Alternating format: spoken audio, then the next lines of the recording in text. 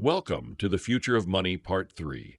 In this episode, we are going to dive headfirst into some of the hardest truths about the failing U.S. economy, why the road ahead looks rocky, and what we as citizens are doing or not doing that is going to make things a lot worse for many of us. Grab your coffee and let's get real. To put it bluntly, massive job losses are not just likely, they are inevitable. This year, dozens of companies have already begun cutting jobs, and many more are preparing to follow. Yet, most workers seem to be living in an illusion, convinced that the axe won't fall on them. This is a dangerous mindset. Here's why. When companies face rising costs due to inflation, supply chain disruption, or the last pandemic, for example, they look for solutions, and often those solutions involve reducing headcount.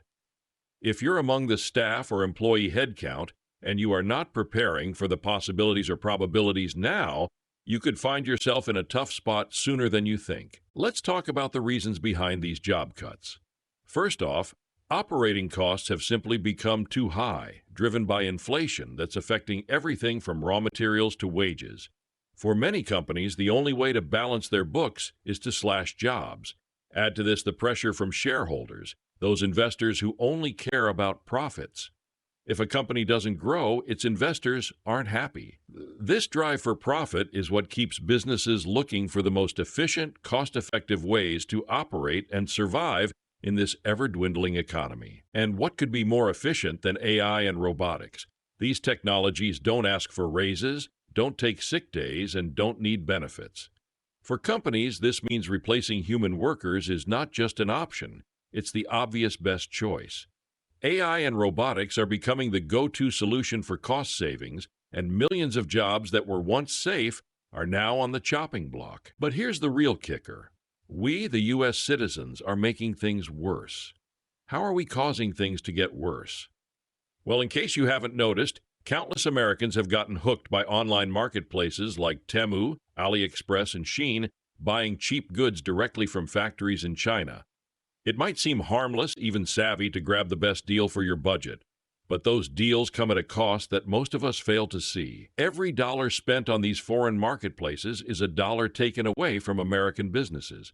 We are fueling the collapse of our own economy, leading to store closures, loss of local jobs, and ultimately a country where the market for American-made goods is drying up.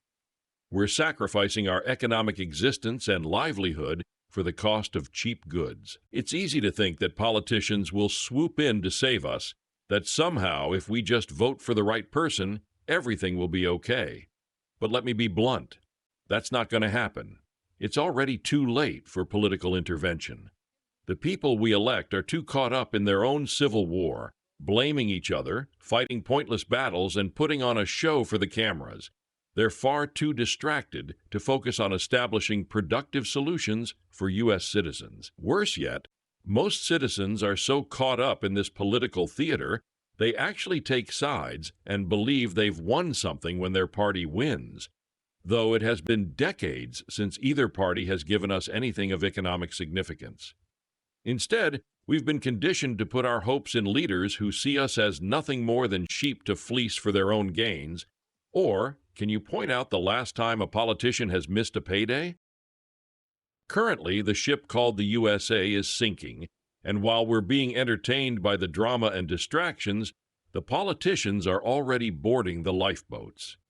They're not here to save us, they're here to save themselves. If you think that's dramatic, think again. It's time to wake up. As individuals and a nation, we're wasting our time indulging in useless entertainment, binge-watching shows, and scrolling endlessly through social media, when we should be building skills that could secure our futures, instead of wasting our precious time on nonsense and things that only guarantee us a future of ruin. We're selling ourselves short, trading long-term stability for short-term amusement. The truth is, no one is coming to save you or me. We need to save ourselves. It's time to start learning new skills, looking for opportunities beyond the traditional job market, and supporting businesses that keep money in our communities. It's time to get comfortable and start making changes before those changes are forced upon us. The U.S. economy is at a turning point, and where it goes from in your life depends on you. The job market is shrinking fast, and it is beyond repair in the near future. Far more citizens are going to fall than make it through this crisis. Though the job loss numbers in my list total over 115,000 people, this will lead to a snowball or domino effect in job loss and decreased spending power, which means less employees needed for production and services, which in turn equals more job cuts. My question to you is, should you lose your job, is there someone who can come to your rescue? If the answer is no, you may want to start establishing alternative sources of income while there is still time. As we hope that by now we have gotten your attention, in the Future of Money Part 4, we will share the most impactful information we have gathered thus far. We will also share the steps we have taken to secure our future and that of our loved ones.